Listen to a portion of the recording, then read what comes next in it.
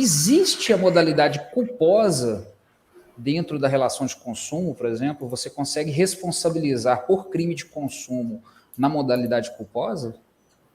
Olha, depende. Primeiro, nem é todo crime que ele é punível a título de culpa. Então, o 63, salvo engano, ele traz a conduta da omissão dos dizeres e sinais ostensivos de nocividade e periculosidade do produto. Tá?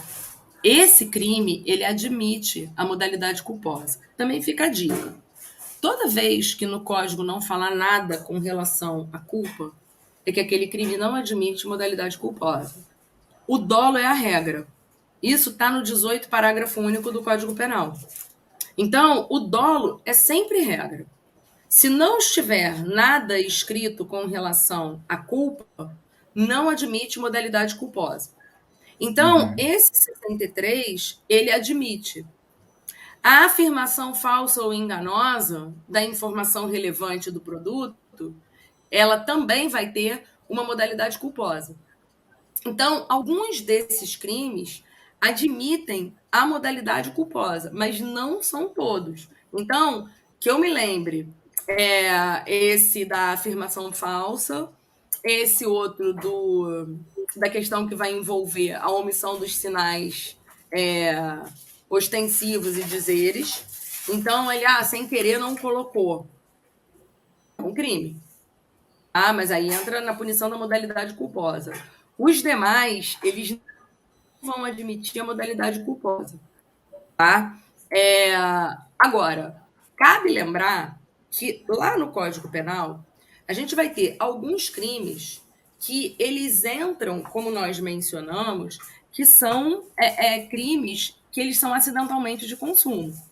Mas a gente pode entender que, indiretamente, o consumidor está sendo atingido. E nesses, Gustavo, muitas vezes a gente tem sim a modalidade culposa. Então, vou te dar um exemplo. O crime de desabamento e desmoronamento. Esse crime, poucas pessoas conhecem que ele existe. Ele é um crime em que é um crime contra a incolumidade pública. Ele está lá no Código Penal, é o 256 do Código Penal. Esse crime de desabamento e desmoronamento, ele admite a modalidade culposa. Todo mundo lembra ou já ouviu falar da história do Palace 2. Sérgio Maia. Então, as pessoas ouviram falar da história do Palace 2. Ali era um crime de desabamento. Vamos mais para perto. Ano passado, ou no início desse ano, salvo engano, a gente teve o desabamento de uma piscina numa garagem. Eu até postei esse vídeo no meu Instagram. O que você tem? Um crime de desabamento. Nesse crime, é um crime, não é diretamente de consumo. Por quê? Porque ali ele se preocupa com a incolumidade pública em primeiro lugar. Mas indiretamente você está atingindo o consumidor. Então, esse crime de desabamento, ele vai comportar a modalidade culposa. Então, é admissível a modalidade culposa desse crime de desabamento. E, além dele, você tem outros. Vocês estão lembrados? É claro que 2020 é que dá errado, né? Um ano que já começa com cerveja envenenada já dá tudo errado. Né? Foi o Baker aqui em Minas, né? Isso. Então, vocês devem estar lembrados do caso do envenenamento da cerveja. Você tem um crime de envenenamento aí que entra no 270. Ele fala em envenenar água de uso comum ou particular ou substância alimentícia ou medicinal. Está sujeito à mesma pena quem entrega consumo ou tem em depósito para o fim de ser distribuída água ou substância envenenada. Olha o envenenamento da cerveja aí. Não é a água, mas é a substância no parágrafo 1º. Esse crime comporta modalidade culposa. Então, a gente vai ter uma série de infrações que vão autorizar que você tenha aí a possibilidade do crime. Corromper, o outro é corromper, adulterar, falsificar. Então, ele não é envenenar, mas é você, de alguma forma, colocar o alimento impróprio para consumo. Aí você entra. Se aquela cerveja tivesse falsificada, ela entrava no 272. Aí você tem a modalidade culposa para esse crime também.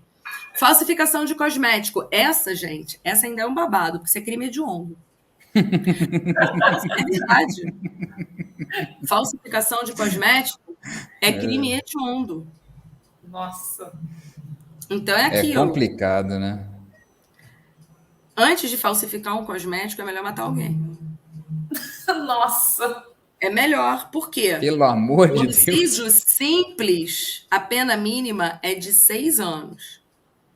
Na falsificação de cosmético, a pena mínima é de 10 anos. Que O isso? homicídio simples, ele não é crime hediondo. Falsificar o esmalte é. Nossa, Porque olha. atrapalha a beleza da mulher brasileira, né? Nossa. Muito interessante. Cláudia, eu não fazia ideia, sinceramente, de uma... Nossa, eu acabei de aprender várias coisas hoje aqui com você, mas essa, realmente, imaginar que alguém falsifica um cosmético é melhor matar alguém, realmente eu fiquei estarrecida. É mais gravoso, né, falsificar um cosmético do que você Nossa. cometer um homicídio, né? Também não O sabia, homicídio sinceramente. simples. Porque o que acontece? O homicídio, quando é que ele é qualificado? Quando ele é simples, na verdade, quando ele não for qualificado. Então você vai ter que encaixar nas qualificadoras do parágrafo 2º. Né? Então, o homicídio, para que você possa entendê-lo como qualificado, ele vai ter que estar encaixado ali. Se ele não tiver encaixado em nenhuma das qualificadoras do parágrafo 2º, ele é simples. Então, o homicídio sem motivo, ele é simples ou ele é qualificado?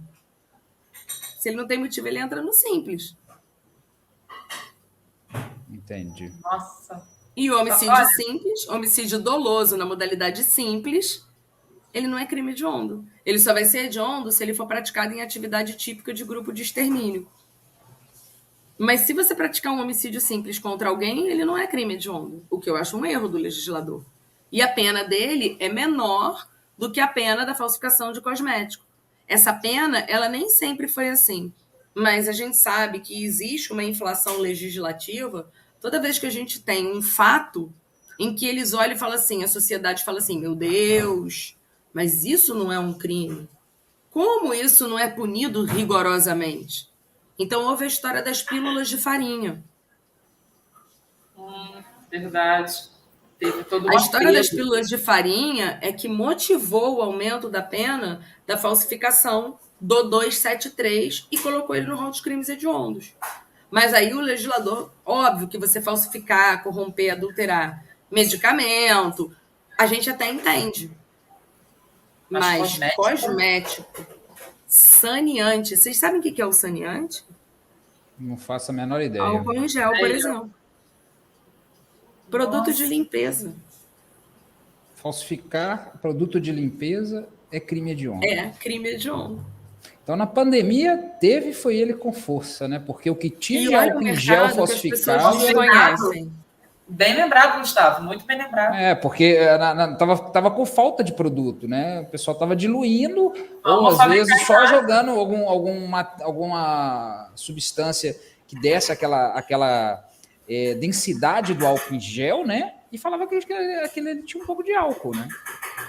E repara, esse crime não está no Código de Defesa do Consumidor, ele está no Código Penal. Ele é o 273, parágrafo 1º A do Código Penal.